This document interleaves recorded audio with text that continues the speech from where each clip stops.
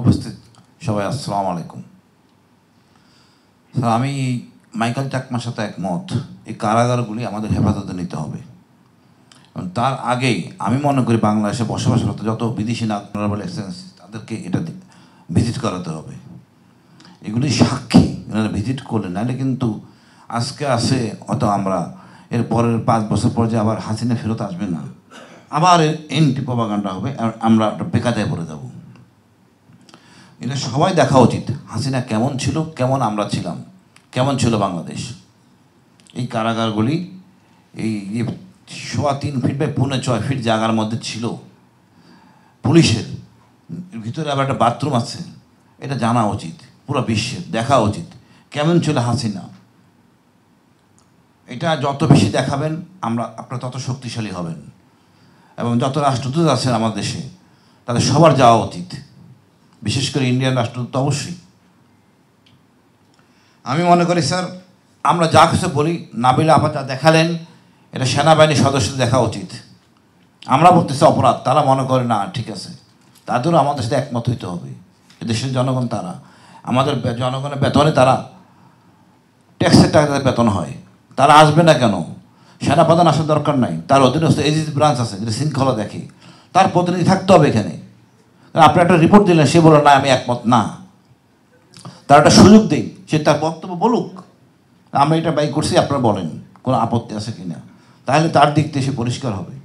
সেনাবাহিনীর অধিকাংশ অফিসারই জানতেন না যে কি হচ্ছে, আসলে কতটুকু হয়েছে। জিয়াউল হাসান কারো কথা শুনতেন না, অন্যান্য অফিসাররা জানে না।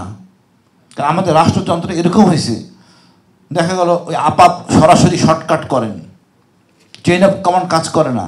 আর কোনো অপকর্ম কিন্তু চেইন অফ কমান্ড দেওয়া হয় না, সফল অপকর্ম হয় চেইন অফ কমান্ড ব্রেক করে, যার জন্য এই সমস্যাগুলি সৃষ্টি হয়েছে।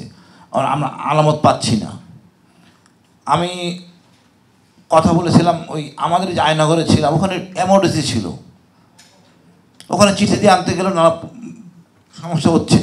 আমরা যদি আমাদের সকল কর্মে এজিস ব্রাঞ্চকে একটা চিঠি দেই যে আপনার প্রতিনিধি পাঠান, তার আত্মপক্ষ রক্ষার জন্য অনেক কিছু থাকে। আমি তো মনে করি যে এই জিনিসগুলি দেখানো হইল, যে কোনো কঠিন মানুষ আমাদের সাথে একমত হবে। অনেক কিছুই আমরা জানি না।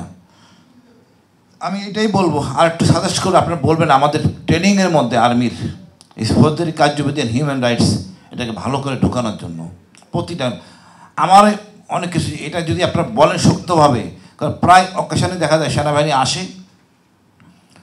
ইউনিট অফ সিভিল কাজ করে এবং অপরাধগুলি করে ফেলে। গতকাল দেখেন সেনাবাহিনী মারধর করছে, রক্তাক্ত করছে, এটা তো সেনাবাহিনীর কাজ না। এতদিন পরে আসার পরে এই একই ধরনের অপরাধ, কোনটা অপরাধ কোনটা অপরাধ না, এটাই সেনাবাহিনী বোঝে না। এটা আমাদের দায়িত্ব। আপনারা অনেক যোগ্য ব্যক্তি, গুণী মানুষ, আপনারা এটাদেরকে পরিচ্ছন্ন করেন, তাদের বোঝা উচিত তার কোনটা করা উচিত কোনটা করা উচিত না। আমরা বলতেছি এই অন্যায় হয়েছে, সে মনে করে এটা স্বাভাবিক। জনমতের জন্য এই ভিডিওটা সবার সামনে দৃশ্যমান হওয়া দরকার। আপনি একা কাজ করতেছেন, দেশ জানে না। আমার মনে হয় খুব রাগ লাগে, কি করতেছে নাবিলা, বসে বসে ঘুমাচ্ছে, টাকা পয়সা খাচ্ছে, নষ্ট করতেছে। বাট আপনারা অনেক কাজ করে ফেলছেন, আমি জানি না। তো মাঝে মাঝে স্যার আমাদের ডাকবেন, আমরা দুটো কথা বলবো, চা খাবো, গল্প করব, আমাদের আত্মবিশ্বাস বাড়বে। আমাদের তাজুল ভাই আছেন, আমরা যথেষ্ট সাহায্য করি। আমাদের এই সময়টা সুযোগ ঠিকমতো ধরা, অপরাধটা স্বীকার করুক, দণ্ড আমরা অসুবিধা নাই, আপনি অপরাধটা স্বীকার করেন। আমি আমার বক্তব্য বলবো যে এই মিউজিয়ামগুলিকে আবার আপনারা হাতছাড়া করেন। এমন কিছু হয় নাই, আপনি ডিজেফের ভিতরে গুম বানাইলেন, আয়নগর বানাইলেন, আর জনগণের রাখতে পারবেন না, কি সিকিউরিটি হ্যাজার্ড। আজকালকার দিনে এখনও সে পিটিশন রয়ে গেছে যে ক্যাটাগরি এ, যেখানে ছবি তোলা যাবে না। কিন্তু দেখেন ওই কাপ্তাই ড্যামে ছবি নিয়ে ঢুকতে পারবেন না, কাপ্তাই ড্যামে ক্যামেরা নিয়ে ঢুকতে পারবেন না, কিন্তু 10 টাকার নোটে পিছনে কাপ্তাই ড্যামের ছবি দেওয়া আছে। এটা 20-30 বছর আগের কথা বলতেছি। আমরা সেই পুরনো মানদার তামিলে রয়ে গেছি।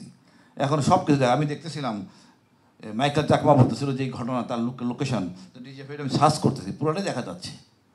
তো এখন এইসব কথা আজে বাজে কথা বলার কিছু নেই। সিকিউরিটি এটা দিয়ে দিতে হবে আমাদের আমাদের যে মন্ত্রণালয়, যে সংসদ মন্ত্রণালয় আন্ডারে, এটা সবাই দেখবে কতটা ফ্যাসিস্ট ছিলাম আমরা, এবং গর্ব সহকারে এটা অন করা উচিত। আর এটা তো এক কোনায়, কচুকুতির এক কোনায়, ম্যাচের পাশে, এটা এমন কিছু না। আপনি দেখবেন গুগল আর্থে সেনাপ্রধানের বাসা দেখা যায়, অফিস দেখা যায়, নক্ষত্রটা বিল্ডিং, 14 তলা বিল্ডিং, সব জেনারেল ওইখানে থাকে। তো একটা বোম মারলে পুরো জেনারেল সবগুলি শেষ হয়ে যাবে।